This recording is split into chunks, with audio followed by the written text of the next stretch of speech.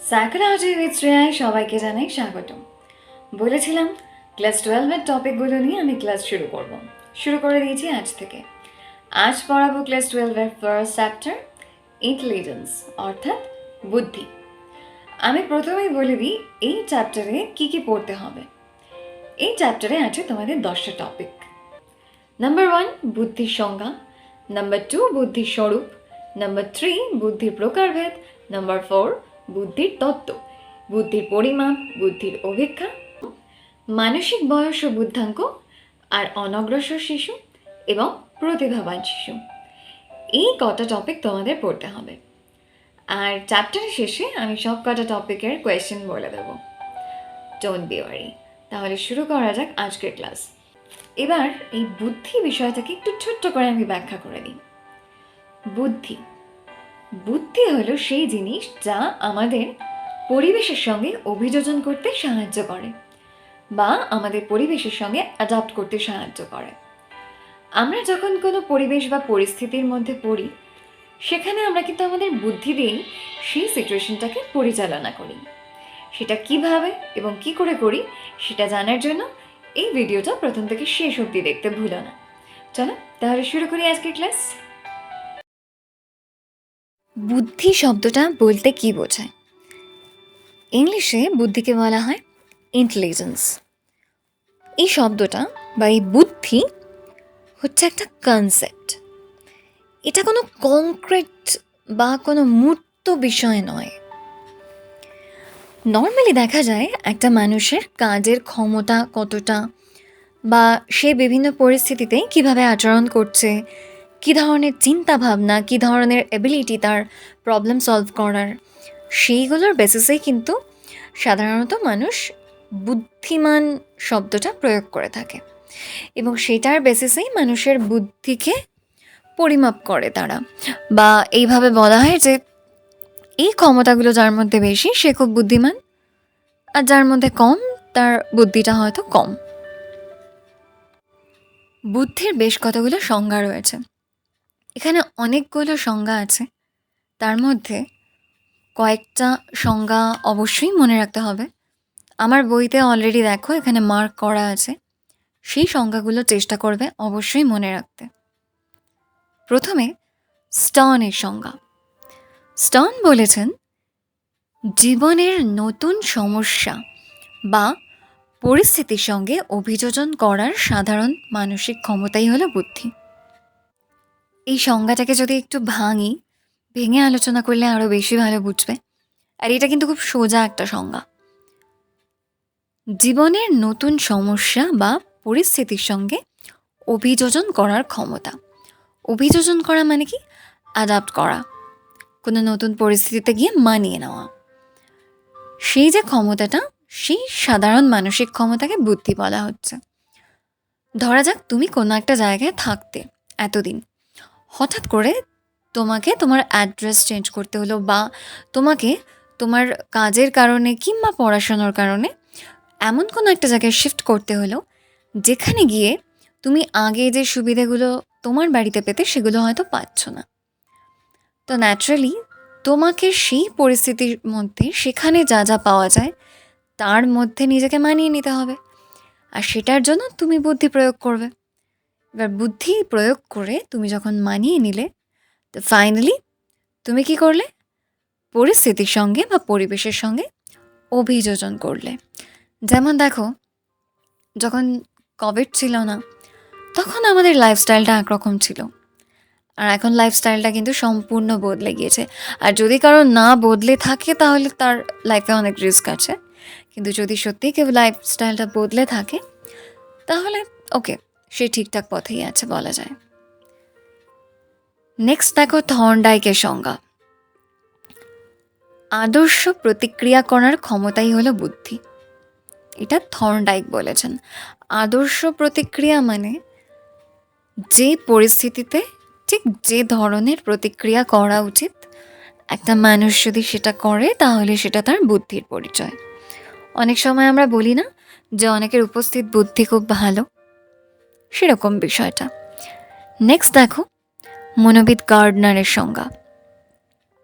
তিনি বলেছেন বাস্তব জীবনে ব্যক্তি যে সব সমস্যার সম্মুখীন হয় সেগুলির সমাধানের সামর্থ্য এবং সমাধান করার জন্য নতুন নতুন সমস্যার উদ্ভাবনের ক্ষমতাই হলো বুদ্ধি। এর অর্থ কি? এর অর্থ হলো আমাদের বাস্তব জীবনে আমরা তো প্রতিদিন প্রচুর রকমের সমস্যার সম্মুখীন হই। এবার সেই সমস্ত সমস্যাগুলো প্রতিদিন যে একই উপায় দিয়ে সমাধান হবে তা নয়। ডে বাই ডে মানুষ নতুন নতুন আরও উন্নত পদ্ধতি বার করতে থাকে বা আরও নতুন পদ্ধতি খুঁজে পাওয়ার চেষ্টা করে এবং করে নিয়ে সেটা সমাধান করে। আর এই সমাধান করার জন্য নতুন নতুন সমস্যার উদ্ভাবনের ক্ষমতাই হলো বুদ্ধি। এবার দেখো, একটা বিষয়ে যখন আমরা সলভ করতে গিয়ে অনেক সময় দেখা যায় সেই বিষয়ের আরও অন্যান্য অনেকগুলো ত্রুটি আছে, সেগুলোও আমাদের চোখে পড়ছে। তখন কিন্তু আমরা সেগুলোকেও আবার সলভ করি। তো এই বিষয়টাকে এখানে হাইলাইট করা হচ্ছে। আচ্ছা, আর বাকি যে সমস্ত সংজ্ঞাগুলো রয়েছে সেগুলো অবশ্যই একটু পড়ো, কারণ যদি এই প্রশ্নটা দেয় যে বুদ্ধির সংজ্ঞা লেখো তাহলে যে কোনো একটা লিখতে পারো, কিন্তু যদি কখনো মেনশন করে দেয় কারণ নাম দিয়ে যে এর সংজ্ঞা দাও, সেক্ষেত্রে তো একটু পড়তে হবে। মোটামুটি কয়েকটা সংজ্ঞা পড়তেই হবে। তার মধ্যে স্টার্ন, নেক্সট হচ্ছে Gairdner, Thorndike, Baron, Dearborn, Terman, এই কটা সংজ্ঞা একটু মনে রাখতে হবে। ওয়েসলার অবশ্যই। নেক্সট হচ্ছে বুদ্ধির স্বরূপ, অর্থাৎ বুদ্ধির প্রকৃতি। এখানে বইয়ের মধ্যে দেখো যে পোর্শনগুলো পিঙ্ক হাইলাইটার দিয়ে হাইলাইট করা আছে, ওই জায়গাগুলো যদি মনে রাখতে পারো তাহলে গোটা বিষয়টা মনে রাখা সহজ হবে। নাম্বার 1, বুদ্ধি হচ্ছে একটি মৌলিক মানসিক শক্তি এবং কর্মের মাধ্যমে প্রকাশিত হয়। অর্থাৎ আমাদের যে মৌলিক মানসিক শক্তি সেটা জানবে কি করে? যখন একটা অ্যাক্টিভিটিস করছে, মানুষ যখন একটা কার্য সম্পাদন করছে, তখনই তো বোঝা যাচ্ছে তার বুদ্ধিটা কীরকম।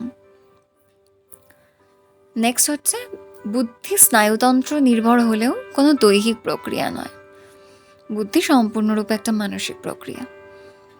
নেক্সট, অতীত অভিজ্ঞতাকে কার্যক্ষেত্রে প্রয়োগ করাটা অবশ্যই বুদ্ধির পরিচায়ক।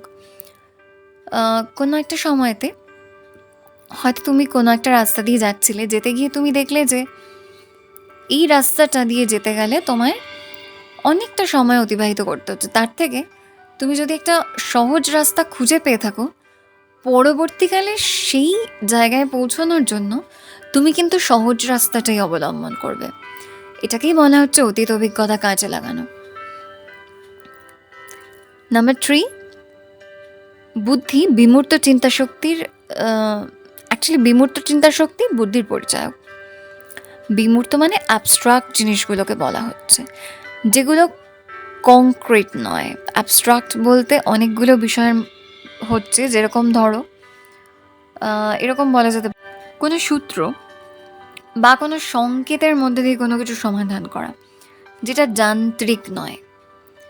পরে ক্যাটল আর অলপোর্টের থিওরি পড়ার সময় এই বিষয়টা আরও ডিটেলে পড়ব। নাম্বার 4, বুদ্ধি আমাদের উদ্দেশ্য সাধন করতে বা লক্ষ্যে উপনীত হতে হেল্প করে।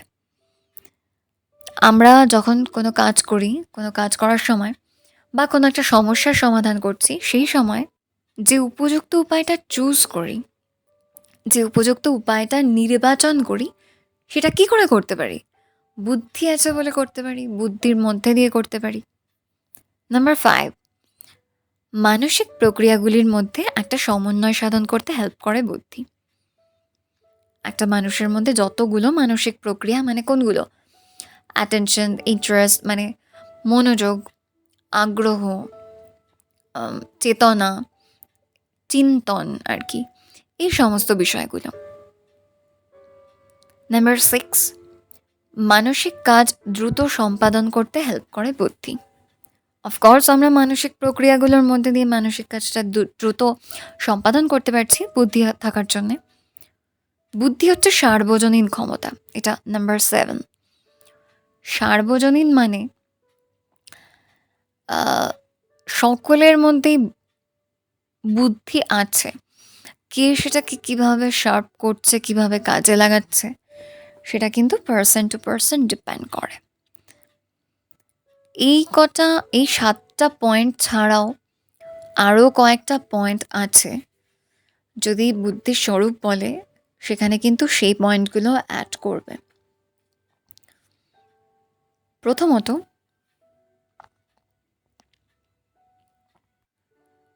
বুদ্ধি মানুষের মধ্যে স্বাভাবিক বণ্টনের নীতি মেনে বিস্তৃত থাকে।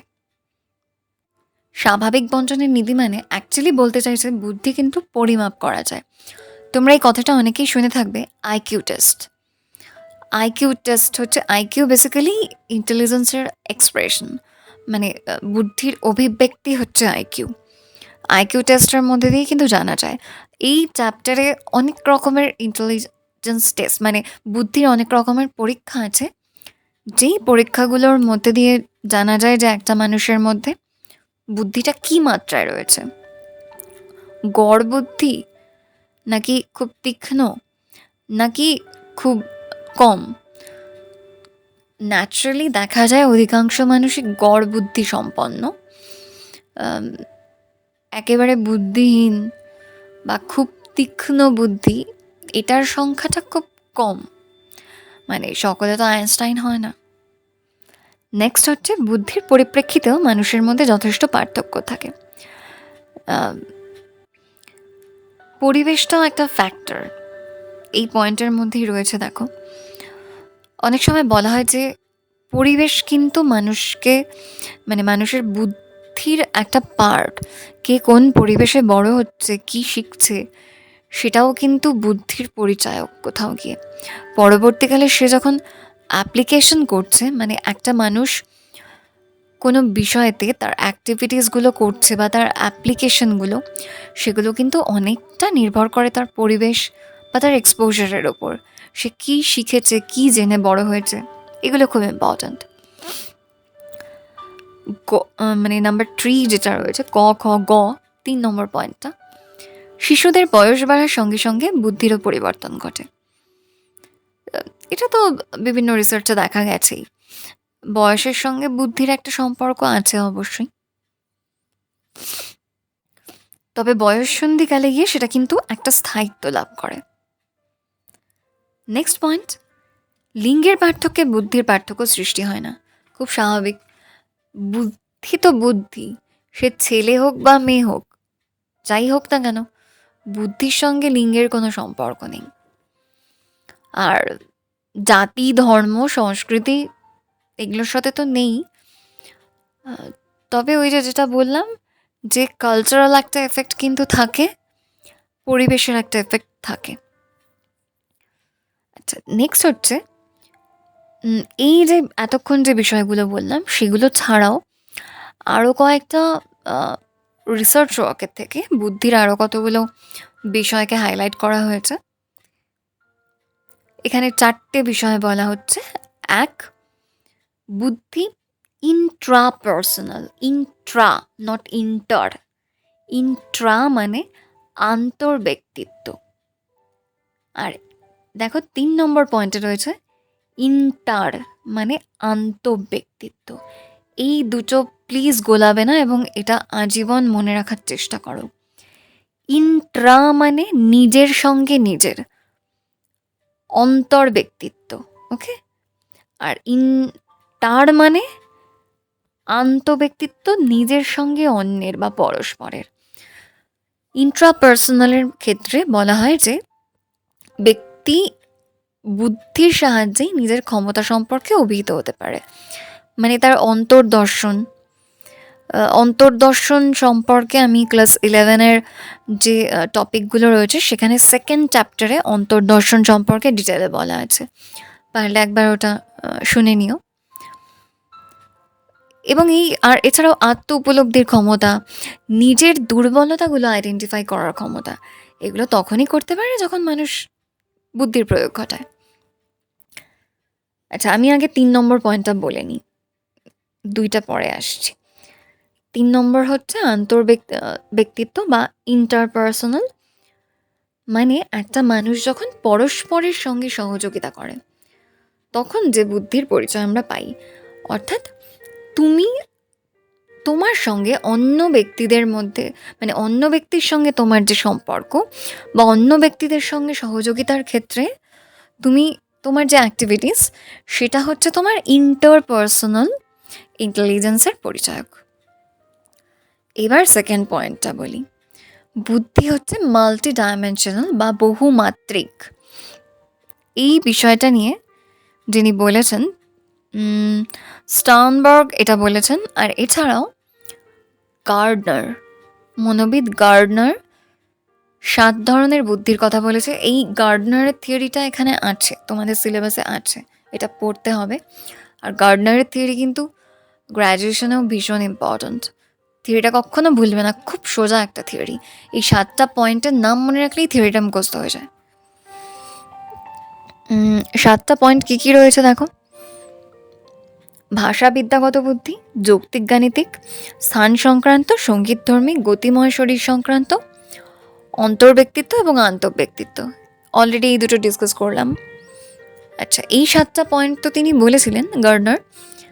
তা পরবর্তীকালে আবার তিনি আরও দুটো পয়েন্ট অ্যাড করেন। একটা হচ্ছে প্রকৃতিগত, আরেকটা হচ্ছে অস্তিত্ব সম্পর্কিত বুদ্ধি। নেক্সট, ডেভিড পার্কিন, তিনি নিউরাল ইন্টেলিজেন্স, এক্সপেরিমেন্টাল ইন্টেলিজেন্স আর রিফ্লেক্সিভ ইন্টেলিজেন্স, এই 3টে বুদ্ধির কথা বলেছেন। এবার চলে আসি সোজা 4 নম্বর পয়েন্ট, বুদ্ধির বিকাশমূলক দিকটা, অর্থাৎ ডেভেলপমেন্টের কথা বলা হচ্ছে।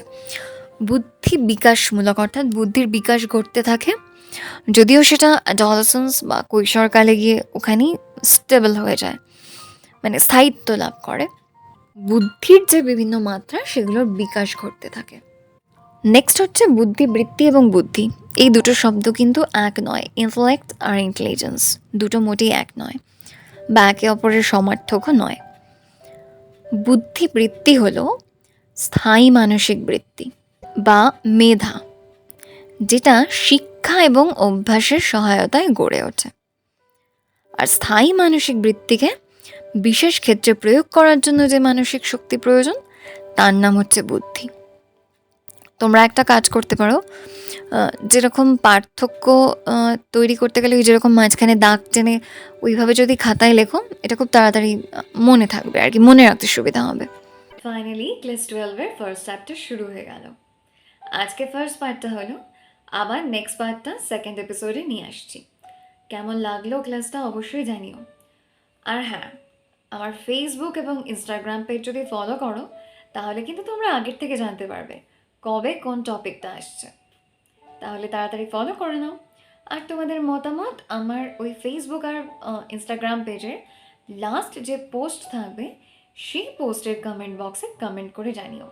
ইনফ্যাক্ট কোনো প্রশ্ন থাকলেও সেখানেই জানাতে পারো। আর ওখানে জানালে যেটা হবে, তোমাদের মতন ওই একই প্রশ্নের উত্তর যাদের দরকার, তারা সকলেই ওটা দেখতে পারবে। তাহলে সঙ্গে থেকো, বেল আইকনটা প্রেস করতে ভুলো না। সাবস্ক্রাইব করেছো আমি জানি, তাও মনে করিয়ে দিলাম। শেয়ার করো সকলের সঙ্গে। ওয়েট, খুব তাড়াতাড়ি আসছি।